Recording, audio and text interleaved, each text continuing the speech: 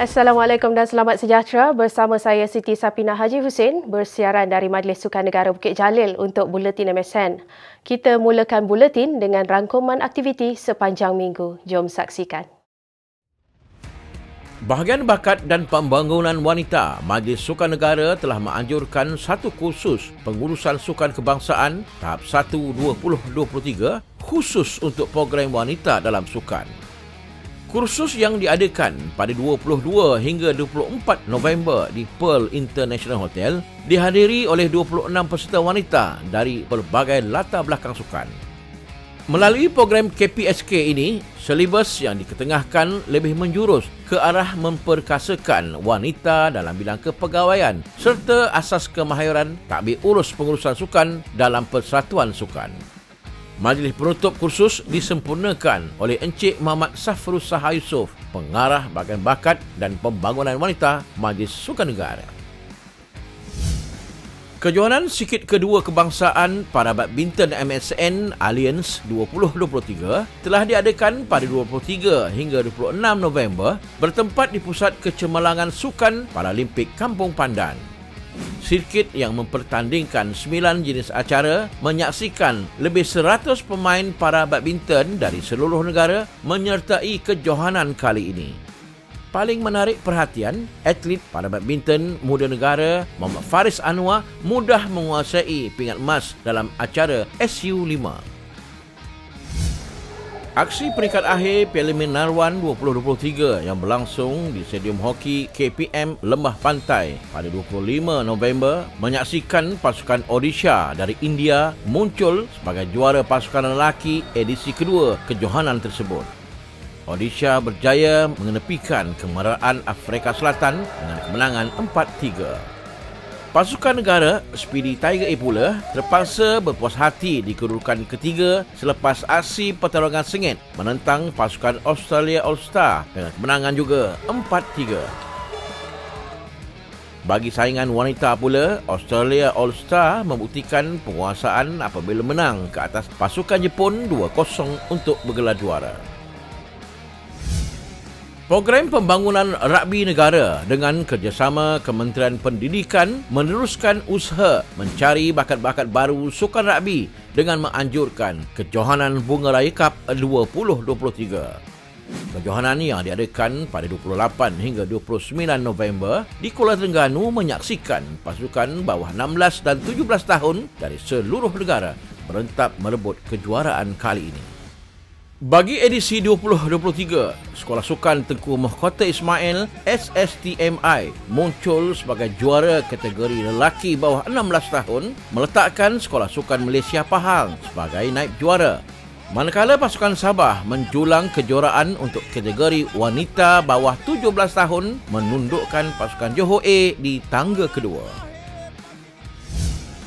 Sementara itu, satu klinik bola sepak bersama Majlis Sukan Negara telah diadakan pada 29 November bertempat di Stadium Mok Chili, Kemaman, Terengganu.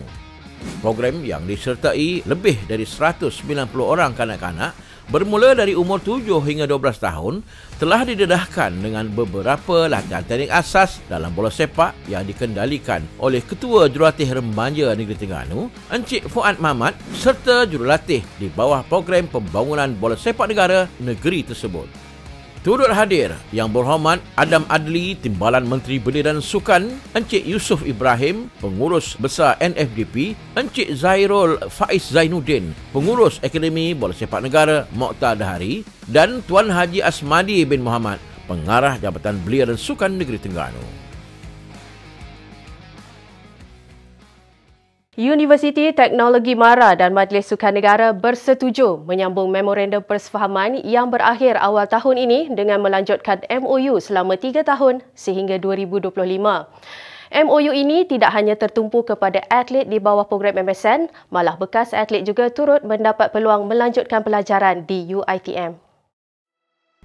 Selepas tempoh yang lalu menunjukkan perkembangan positif antara kedua-dua pihak, UiTM dan MSN bersetuju meneruskan kerjasama untuk tempoh 3 tahun lagi.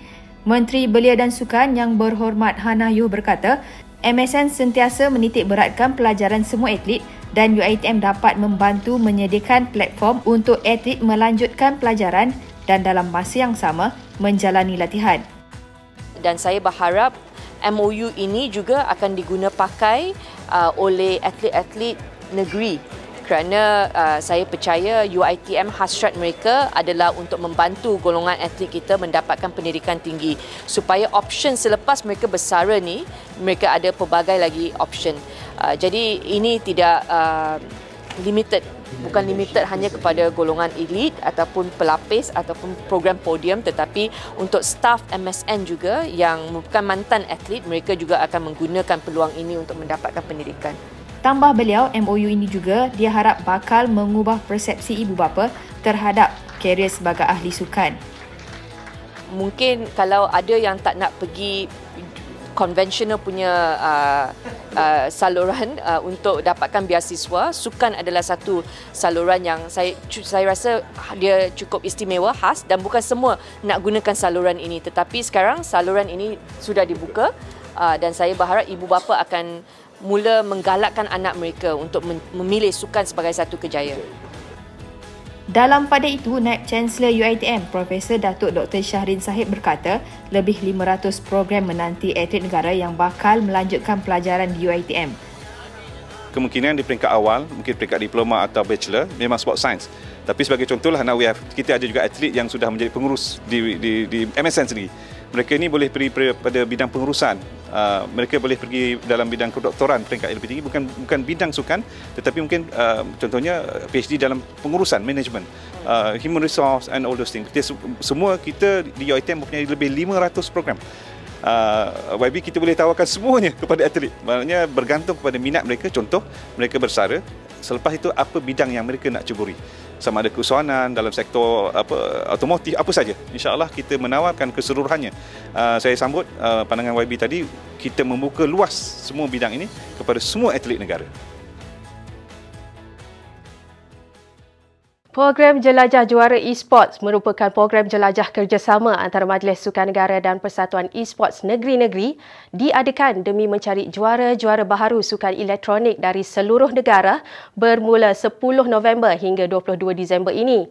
Penyertaan anak-anak muda sejak jelajah hari pertama bermula di Putrajaya menyaksikan kita sebenarnya mempunyai ramai bakat berpotensi dalam esports. Bermula di Putrajaya dan bakal berakhir di Terengganu, program Jelajah Juara Esports Malaysia minggu ini telah tiba di negeri-negeri di Borneo, Sarawak, Sabah dan Labuan. Sempena jelajah di setiap negeri, bengkel bimbingan dan latihan intensif telah diadakan dengan penyertaan atlet-atlet e-sport pilihan negeri tersebut sebagai panduan penting untuk menyertai kejohanan Liga Jelajah Juara Esports pada akhir Disember nanti. Jadi, jom kita berkenalan dengan sebahagian daripada bakat-bakat e-sport dan pendapat mereka berkaitan program jelajah ini. Nama saya Muhammad Farin Daniel, umur 14 tahun, role God Laner. Nama saya Muhammad Hadif bin Muhammad Raziz, umur 14 tahun, IGN Lens, role bermain sebagai mid laner. Nama saya Muhammad Faris bin Nurul Luman, berumur 15 tahun, IGL di KML, saya Syauris. Saya bermain sebagai jungle. Nama saya Muhammad Iqbal Fahmi bin Muhammad Zamri. Saya berumur 16 tahun dan IGN saya ialah Mal. Dan role saya di dalam tim ialah jungler. Nama saya Muhammad Akil Adrian bin Suara Karnain. Umur 14. IGN Let's main ESP. Assalamualaikum, nama saya Muhammad Amir Syakirin. IGN Maybe Kirin. Umur 14 tahun.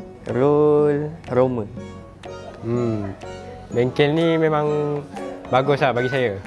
Sebab bengkel ni dapat membantu seseorang individu yang macam kami lah. Kami suka main game. Lepas tu kami suka main game, kami join tournament. Lepas tu cari scrim. Bengkel ni adalah untuk meningkatkan skill dalam bermain game itu. So kami kenalah join bengkel ni. Sebab bengkel ni memang bagus lah. Apa nak cakap pun memang bagus. Kita orang dapat banyak belajar lah. Belajar segi about ML, micro, makro, hero, semualah. Juara ni memang kami target daripada dulu lagi. Kami rasa dengan bengkel ni pun insya-Allah boleh jadi juara. Dengan izin Tuhan, dengan bantuan, support family, rakan-rakan, dengan lain-lain lah. Saksikan kami di Liga Jelajah Juara Esports Malaysia pada bulan 12. Teruskan bersama kami untuk menyaksikan perjalanan program jelajah juara eSports Malaysia dan mungkin anda juara yang kami cari.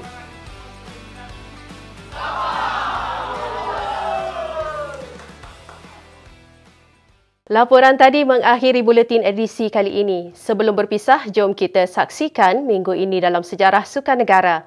Sehingga bertemu lagi di edisi akan datang.